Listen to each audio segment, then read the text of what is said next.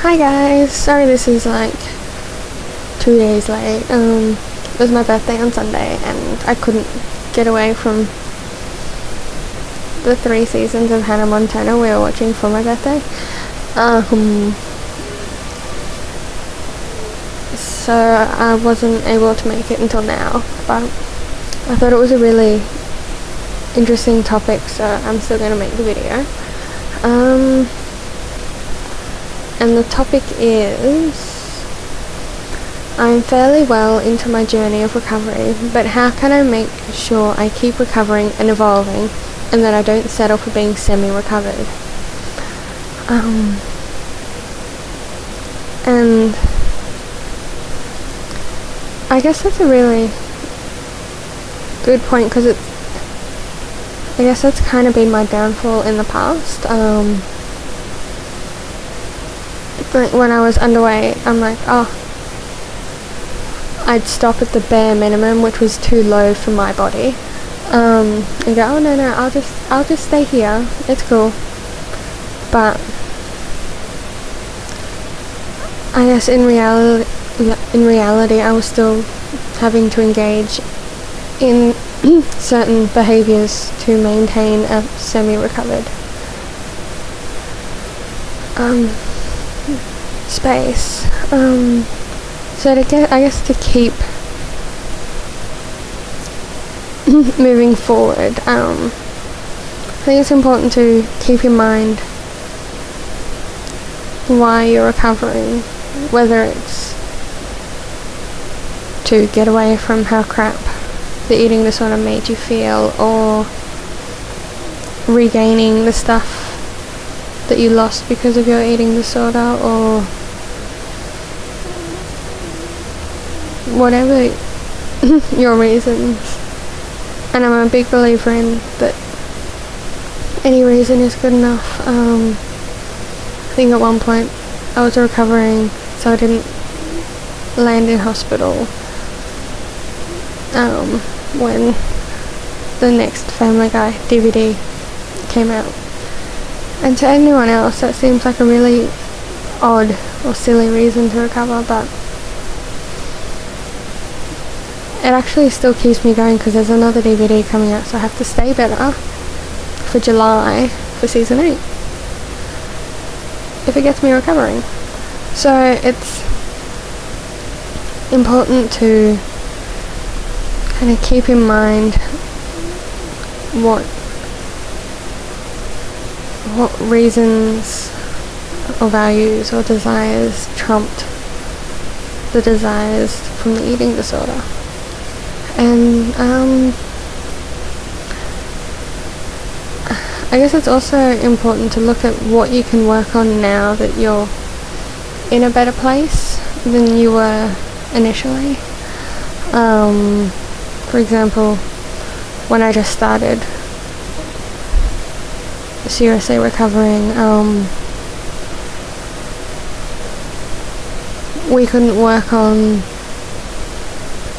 some of my kind of other issues because I'd spend all my sessions daydreaming about cheesecake. So it wasn't until I was in that kind of semi-recovered state that we could start dealing with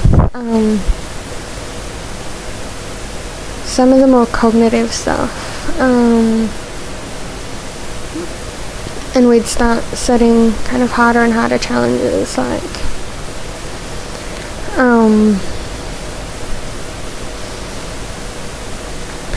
trying to think of an example now, like eating a meal that someone else has prepared, or rather than just eating a meal. So I think to keep going with recovery, it's important to kind of step up the challenges and raise the bar a bit. Like, because if you're really early on in recovery, I think it's quite appropriate for a goal to be, I think my early ones were to be able to keep a snack down that wasn't liquid based. Whereas these days, if that was all I was aiming for, I'd still be very sick. So that's that's one thing.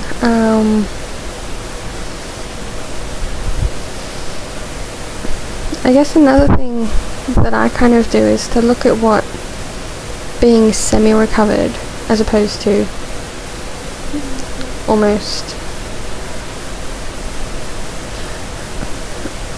I don't know that everyone can be fully recovered, but I guess for your eating disorder to be kind of almost fully dormant and not impacting in any way.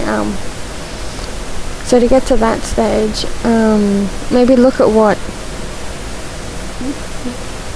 you're doing now and how that is still impacting on your life. I guess using an example from my experiences, I still have issues with people watching me eat because I'm quite ritualistic about it. So that means that I don't participate in family or house dinners very often because I don't like the anxiety it provokes. Which means that I tend to isolate myself, and it takes away a big opportunity to interact with my new housemates. Well, they're not so new now, but and I don't socialise as much because of it. That, and because I eat in my room downstairs, I have to vacuum more as well, which kind of pisses me off. So that's kind of one example of why being kind of semi-recovered is still kind of negatively impacting on my life. So I guess to kind of summarize my kind of rambled response, refer back to your values and your initial reasons for recovering. Try and raise the bar and set and continually challenge yourself with like harder and harder things.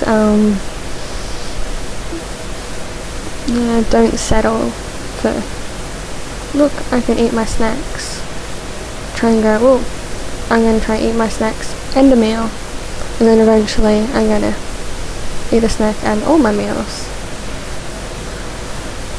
and work on things like that.